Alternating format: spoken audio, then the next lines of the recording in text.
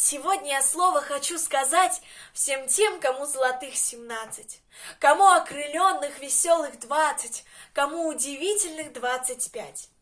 По-моему, это пустой разговор, когда утверждают, что есть на свете какой-то нелепый извечный спор, в котором воюют отцы и дети. Пускай болтуны что хотят твердят, у нас же не две, а одна дорога, и я бы хотел вам, как старший брат, о ваших отцах рассказать немного. Когда веселитесь вы или даже танцуете так, что дрожит звезда, вам кто-то порой с осуждением скажет: нет, мы не такими были тогда. Вы строгою меркою их не мерьте. Пускай, болтуны же всегда правы. Вы только, пожалуйста, им не верьте. Мы были такими же, как и вы. Мы также считали себя пижонами и были горласты в своей правоте, а то, что не очень-то были модными, то просто возможности были не те. Когда танцевали мы или бузили, да так, что срывалась с небес звезда, мы тоже слышали иногда: нет, мы не такими когда-то были. Мы крепко дружили, мы жарко мечтали, и все же порой чего-то скрывали. Мы в парты девчонок мышей совали, дурили, скелетом усы рисовали, и нам, как и вам, в дневниках писали: пусть явится в срочном порядке мать. Но все-таки в главном, в большом и серьезном, мы шли не колеблясь, мы прямо шли. И в лихолетье свинцово-грозном мы на экзамене самом сложном не провалились, не подвели. Поверьте, это совсем непросто — жить так, чтоб гордилась тобой страна, когда тебе вовсе еще не по росту шинель, оружие и война.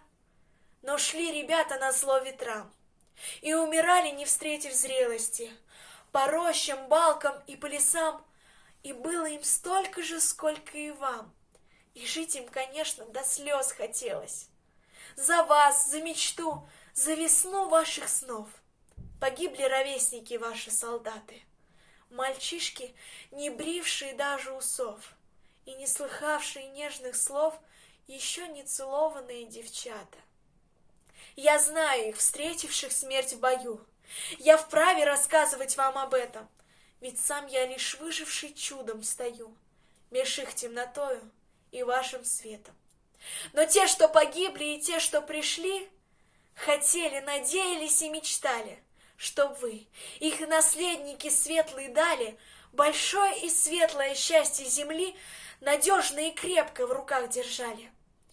Но быть хорошими значит ли жить стерильными ангелочками? Не станцевать, не спеть, не съязвить, короче, крахмаль не белее быть платочками-уголочками. Кому это нужно и для чего? Не бойтесь шуметь нисколько. Будете резкими — ничего, и даже дерзкими — ничего. Вот цинизма только бойтесь.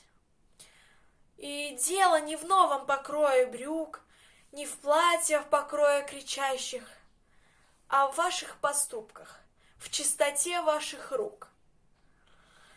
Конечно, не дай только Бог вам, ребята, но знаю я, если хлестнет гроза, вы твердо посмотрите ей в глаза, так же, как мы смотрели когда-то. И вы хулителям всех мастей не верьте, нет никакой на свете нелепой проблемы отцов и детей. Есть близкие люди, отцы и дети. Идите ж навстречу ветрам событий, и пусть вам всю жизнь поют соловьи. Красивой мечты вам, друзья мои, счастливых дорог и больших открытий.